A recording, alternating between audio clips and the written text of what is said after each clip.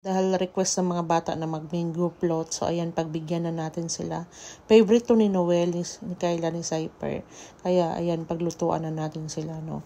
Dati, nagluluto talaga ako ng mga dessert pag may time. So, lagi na hinahanap-hanap nila noon. Pero back in 10 years ago, no, nagluluto talaga ako ng kahit anong dessert. Dinadala ko sa office, tas binibenta ko yon para madagdagan yung sweldo ko. Kasi ako, minimum rate lang ako. So, mahirap naman pagkasyahin yung panahon na yun. Parang kasya lang ng pagkain namin ng asawa. Wala kaming ipon. So, ginagawa ko, nagdadala ako lagi ng maibibenta.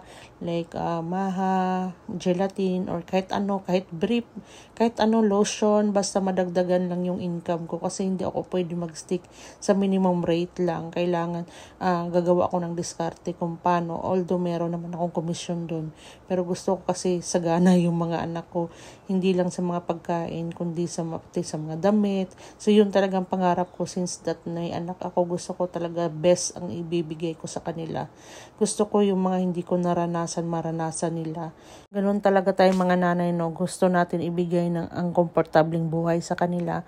Pangangailangan nila, pag-aaral, pagkain, mga damit, bonus na lang kami mga pa-travel pa. So, ayan, nakagawa ako ng 5 tab nito at saka isang malaki. At yung gabi na yan, naubos na agad ni Cyper yung 2. Ang bilis. So, ayun lang yung kwento ng Mango Graham ko. Ang layo na, no?